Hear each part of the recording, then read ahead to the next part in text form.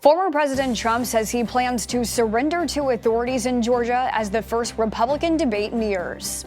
And it's the end of an era for one courageous plumber known throughout the world. The rundown starts now.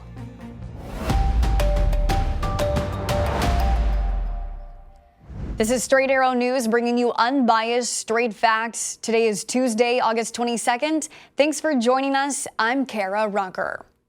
Former President Donald Trump plans to surrender to authorities on Thursday in connection to an indictment in Georgia on charges alleging he attempted to overturn the 2020 presidential election results in the state.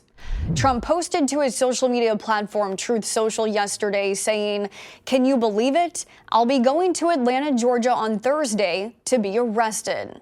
Hours earlier, his bond was set at $200,000, $80,000 for the racketeering charge, and $10,000 for each of the 12 additional charges he's facing. The Fulton County Sheriff says they will follow normal protocol when the former president turns himself in. That would include fingerprints and potentially a mugshot. Fulton County District Attorney Fani Willis had given Trump and 18 other co-defendants until Friday to turn themselves in. Trump's former personal lawyer, John Eastman, has agreed to surrender on Wednesday. Trump will show up at the Fulton County Jail a day after the first Republican primary debate. He has already said he will not be taking part in that, and sources tell multiple news outlets that a pre-taped interview with former Fox News host Tucker Carlson will be made available at the same time. The Georgia case is one of 4 indictments Trump is facing. Trump has denied all wrongdoing in all cases. Willis has proposed a March 4th trial start date, which would be a day before Super Tuesday. To see how Trump's political calendar and legal calendar are overlapping, head to SAN.com. 2 weeks to the day, wildfires tore through the island of Maui, and for 14 days, residents have been reeling.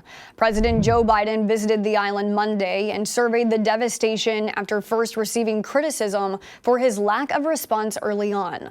Biden met with survivors inside a grieving community and reassured them federal resources were there to stay as long as recovery efforts take. For now, top of mind on the island are the more than 800 people still considered missing, with fears many may be children. 115 people have been found dead. Officials say there are still weeks of torment to go as crews slowly clear a 5-mile disaster zone left in the wake of the historic wildfire. Biden offered his condolences to the community and recognized the strength shown in the process so far. And many of you have lost more than just that. Many of you have lost family,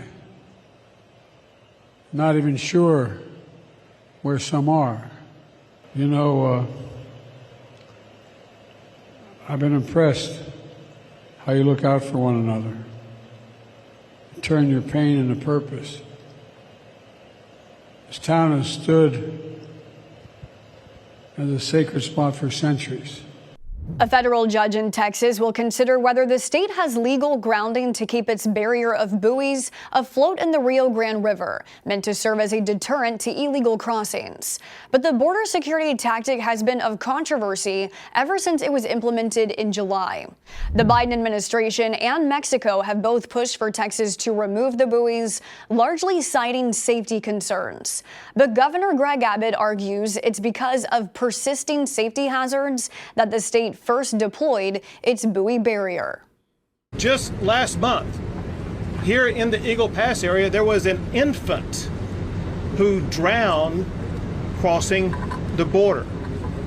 That was before that we put the buoys up. A little infant drowned, and not a peep out of Washington, D.C.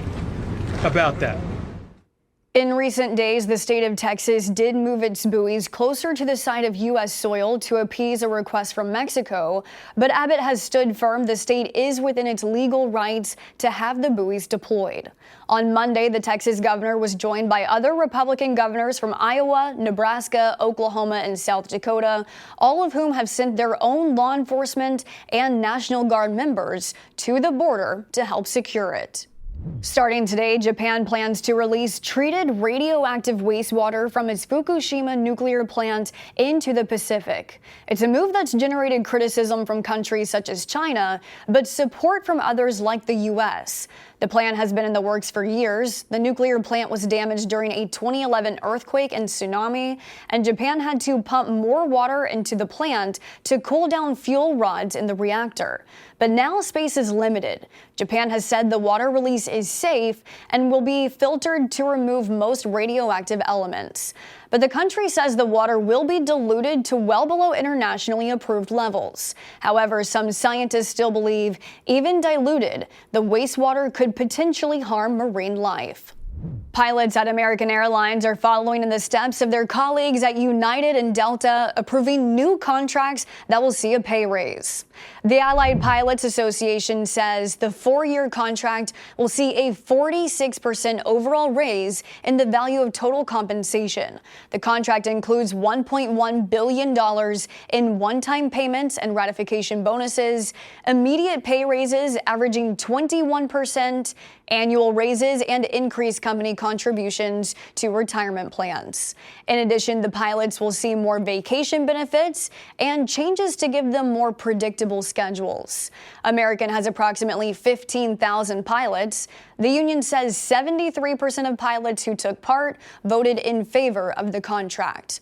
Over at Southwest Airlines, their pilots are still in contract negotiations.